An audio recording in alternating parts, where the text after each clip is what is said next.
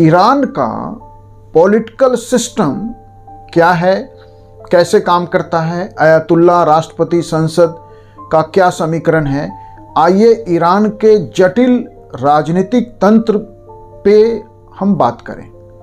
देखिए, ईरान एक इस्लामिक गणतंत्र है 1979 की क्रांति के बाद से, जहां लोकतंत्र, डेमोक्रेसी और धर्मतंत्र, थियोक्रेसी का एक ये मिक्सचर है, वो जटिल मिश्रण है ईरान, लोकतंत्र भी और धर्मतंत्र भी, जिस मिश्रण में अयातुल्ला सुप्रीम लीडर के रूप में ईरान की सारी राजनीति की धुरी बने हुए हैं। ईरान की सारी राजनीति अयातुल्ला के इर्द गिर्द घूमती है, जो एक धार्मिक पदवी है, या ईरान के मार्गदर्शक सुप्रीम लीडर, रहबर, राजनीतिक रूप से सर्वोच्च नेता, मतलब वो ईरान के रहबर हैं। वैसे 1979 की क्रांति के बाद से अयातुल्ला का पद वंशानुगत नहीं हुआ है। संविधान के अनुसार अयातुल्ला का चयन की एक प्रक्रिया है, योग्यता है, उसके अनुसार उनका निर्वाचन होना है। लेकिन वर्तमान अयातुल्ला के पुत्र नेक्स्ट अयातुल्ला बनने की रेस में प्रमुख दावेदार हैं। यह देखने का विषय होगा कि क्या ईरान में अयातुल्ला का पद वंशानुगत होगा, क्योंकि ईरान की जो 1979 की क्रांति है वो राजतंत्र और वंशानुगत व्यवस्था के विरुद्ध ही हुई थी।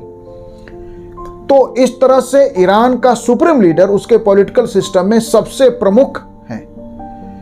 अब ईरान की नीति, देश की कोई भी नीति हो, सेना का मामला हो, न्यायपालिका, जुडिशरी हो, विदेशी मामले, उन सभी में अंतिम निर्णय करता है अयातुल्ला, लास्ट डिसीजन मेकर।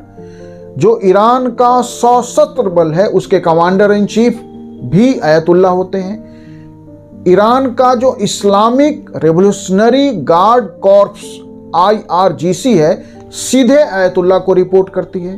तो इस तरह से अयातुल्ला की जो शक्ति है वो विलायत ए फकीह, guardianship of the Islamic jurist के सिद्धांत पर जो आधारित है, जिसका अर्थ है कि ईरान के समाज को एक इस्लामिक कानून के विशेषज्ञ अयातुल्ला, मतलब इस्लामी कानून का जो विशेषज्ञ होगा, उसके लिए यह धार्मिक पदवी है, अयातुल्ला के मार्गदर्शन की आवश्यकता है।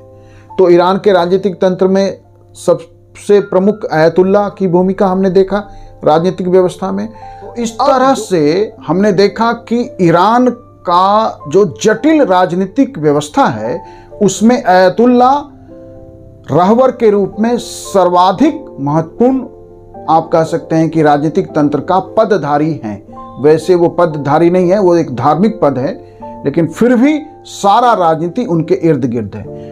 उसके बाद का जो ईरान का पॉलिटिकल सिस्टम है अयातुल्ला के बाद, वो निर्वाचित, इलेक्टेड और गैर निर्वाचित, नॉन इलेक्टेड, दो हिस्सों में आप उसे बांट सकते हैं। जो गैर निर्वाचित हाउस है ईरान का, उसमें गार्जियन काउंसिल सर्वाधिक महत्वपूर्ण है। उसमें 12 मेंबर होते हैं गार्जियन काउंसिल में, जिसमें आधे की नियुक्ति खुद अयातुल्ला द्वारा की जाती है। और यही गार्जियन काउंसिल है जिसका काम यह देखना भी है कि संसद द्वारा पारित कानून इस्लाम के खिलाफ नहीं होना चाहिए। मतलब कि ईरान में कोई ऐसा कानून वहां की संसद नहीं पारित कर सकती है जो इस्लामिक लॉ के हिसाब से गार्जियन काउंसिल को ठीक नहीं लगता।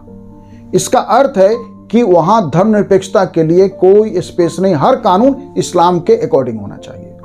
और यही काउंसिल यह तय करती है कि यदि आप ईरान में राष्ट्रपति का चुनाव लड़ना चाहें या संसद का चुनाव, तो आप उम्मीदवार हो सकते कि नहीं, आप उम्मीदवार होने की योग्यता रखते कि नहीं, वह यही गार्जियन काउंसिल तय करती है। दूसरा जो नॉन इलेक्टेड बॉडी है ईरान में, आप कह सकते हैं काफी महत्वपूर्ण बॉडी है, वो है असेंबली ऑफ एक्सपर्ट्स।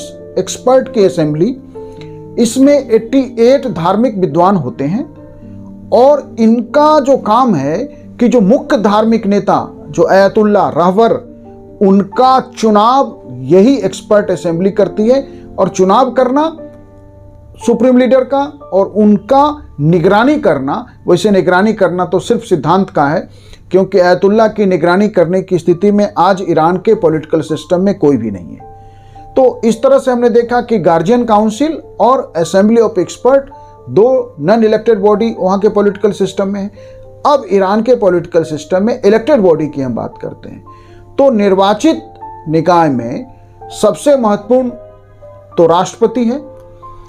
अब कोई भी राष्ट्रपति का चुनाव लड़ना चाहता है, हमने अभी देखा कि वह जो है यह गार्जियन काउंसिल तय करेगा कि आप उम्मीदवार हो सकते कि नहीं। और ईरान के पॉलिटिकल सिस्टम में देश की इकोनॉमी और एडमिनिस्ट्रेशन, देश के प्रशासनिक प्रमुख के रूप में राष्ट्रपति काम करते हैं, लेकिन सर्वोच्च नेता अयतुल्ला के अधीन वो काम करते हैं। तो ईरान का जो ये इलेक्टेड सिस्टम में जो राष्ट्रपति का पद है ईरान में, वह कहने को वो देश के राष्ट्रपति हैं, प्रशासनिक प्रमुख हैं, लेकिन अयतुल्ला के अधीन काम करते हैं। दूसरा जो इंपॉर्टेंट ईरान का निर्वाचित है वो मजलिस। ईरान में वहाँ की संसद को मजलिस कहते हैं। वहाँ के संसद में चुनाव लड़ने के लिए न्यूनतम एज 30 है और मैक्सिमम एज भी है ईरान के संसद में 75 ईयर, कि 30 के और 75 के बीच में ही चुनाव लड़ सकते हैं। ईरान जो एक थियोक्रेटिक स्टेट है, आपको आश्चर्य होगा कि वहाँ मजलिस, वहाँ की संसद के चुनाव में भागीदारी के लिए मास्टर डिग्री या समकक्ष की डिग्री होनी चाहिए।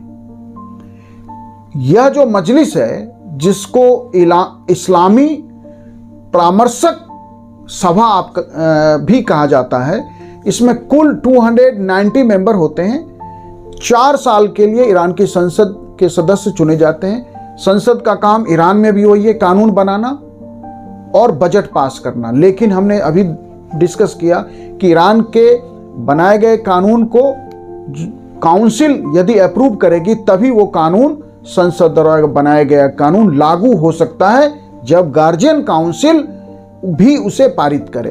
तो मतलब कि संसद जो इलेक्टेड बॉडी है, उसका बनाया कानून एक नॉन इलेक्टेड बॉडी अप्रूव करेगा, तब जाके वो जो है ऑफिशियल हो सकता है, वह कानून प्रभावी हो सकता है, वह कानून लागू किया जा सकता है।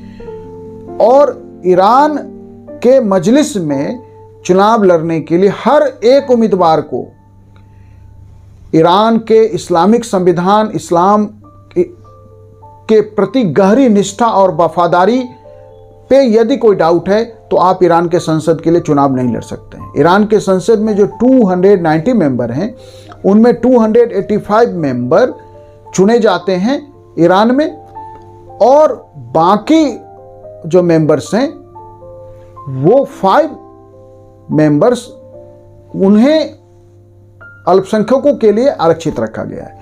तो जो 285 मेंबर चुने जाते हैं ईरान में, उनमें 207 निर्वाचन क्षेत्रों में ईरान को बांटा गया है। उन 207 निर्वाचन क्षेत्रों से, इलेक्टोरल रीजन से 285 मेंबर्स और 5 अल्पसंख्यक मेंबर भी चुने जाते हैं। तेहरान से सर्वाधिक 30 मेंबर चुने जाते हैं।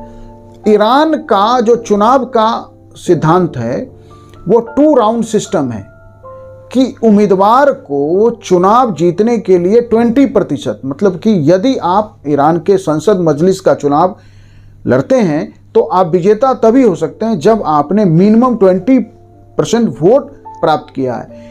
यदि 20% वोट की शर्तें पूरी नहीं होती हैं तो चुनाव का दूसरा चरण, इसलिए वहाँ 2 राउंड इलेक्शन सिस्टम है।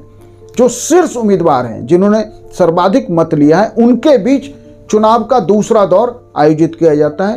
5 सीटें मजलिस में धार्मिक अल्पसंख्यकों के लिए आरक्षित है, जैसे 2 सीट ईसाई आर्मेनियाई के लिए है, 1 सीट ईसाई असीरियंस के लिए है, 1 यहूदियों के लिए और 1 पारसियों के लिए आरक्षित है। तो ये ईरान का पॉलिटिकल सिस्टम हमने इस वीडियो में समझने की कोशिश की। Thank you.